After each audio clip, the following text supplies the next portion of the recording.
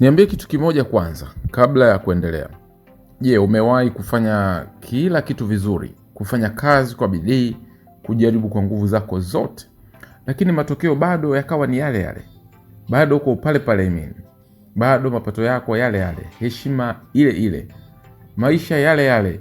Kama jibu lako ni ndio, sikiliza hii kwa makini sana, kwa sababu tatizo lako si juhudi yako, tatizo lako sio bahati yako, tatizo lako ni jinsi unavyofikiria. Na leo nitakuonyesha mindset moja tu ambayo ikibadilika ndani yako, maisha yako yatabadilika kabisa. Kabla sijaendelea, kama wewe ni mtu unayetaka kukua na kubadilika, bonyeza kitufe cha subscribe sasa hivi na gonga kengele ili usikose chochote. Watu wanaosimama hapo hapo wanakosa mengi, wewe usiwe mmoja wao. Wengi wetu tunafikiria kwamba mafanikio yanakuja kwa kufanya zaidi, kwa maana kuamka mapema zaidi, kufanya kazi kwa muda mrefu zaidi, kujaribu nguvu zaidi. Lakini ukweli ni kwamba kama unafanya kitu kibaya kwa nguvu, utafika haraka mahali pabaya. Fikiria gari lenye injini kubwa lakini gurudumu limelegea ukutani. Utasukuma mafuta zaidi, utafika ukutani haraka zaidi. Ndivyo inavyotokea kwa watu wengi. Wanafanya kazi, wanajaribu, wanachoka, lakini hawabadiliki. Na sababu ni rahisi sana. Hawajabadilisha kitu kilichopo ndani, kwa maana mindset yao. Sasa mindset ninayozungumzia leo ni hii hapa. Acha kuwa mtu anayesubiri, kuwa mtu anayeamua.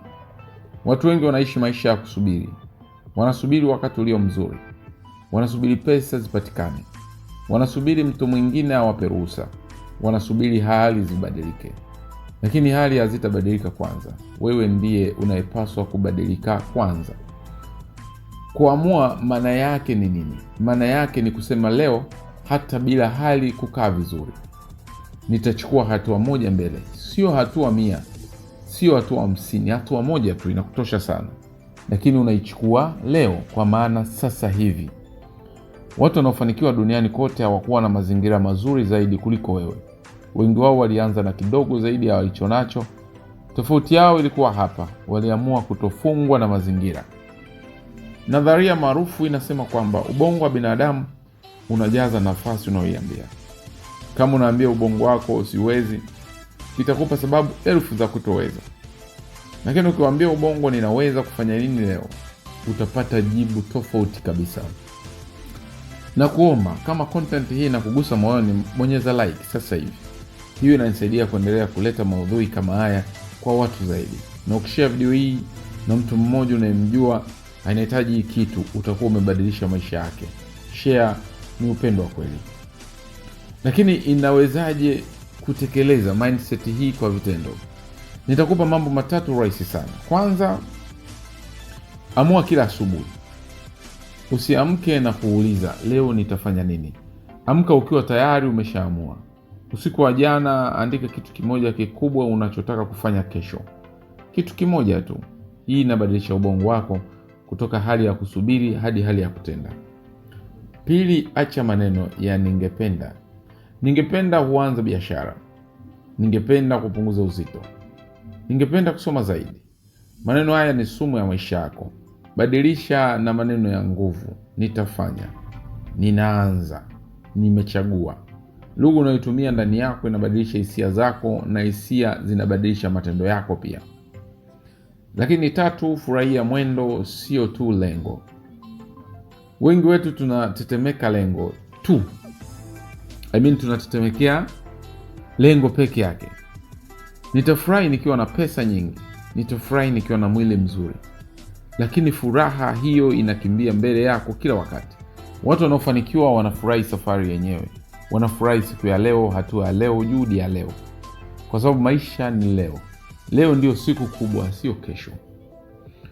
Nataka kukuambia kitu cha mwisho kabisa. Wewe si bahati mbaya. Wewe sio mtu duni. Wewe si mtu wa kushindwa. Hata kama watu wamekwambia hivyo. Hata kama wakati mwingine unajisikia hivyo. Hiyo sio kweli yako. Ukweli wako ni kwamba umefika hapa, unaangalia video hii, moyo wako bado unatafuta zaidi. Na hiyo peke yake inakuonyesha kwamba ndani yako kuna nguvu inayosubiri kutolewa. Mindset ya kuamua si ya watu maalum, ni ya kila mtu anayechagua kuiamini leo unaweza kuichagua. Usiache mtu mwingine akwambie maisha yako yataishia wapi. Wewe ndiye dereva, wewe ndiye unayeshikilia usukani, na barabara iko wazi kabisa mbele yako. Nakushukuru sana kwa kuangalia video hii mpaka mwisho. Hilo peke yake linakuonyesha kwamba wewe ni tofauti. Wewe ni mtu anayechukua maudhui kwa uzito. Kama umeguswa na video hii, subscribe, like na comment chini. Niambie mindset yako inakuzuia wapi zaidi leo. Andika jibu lako hapo chini, nitasoma kila comment. Na kama una rafiki, ndugu au mpenzi anayehangaika na maisha, share video hii kwao. Hiyo ni zawadi kubwa zaidi unayoweza kumpa. Nakupenda na kuamini na kusubiri video inayofuata. Tutaonana hivi karibuni.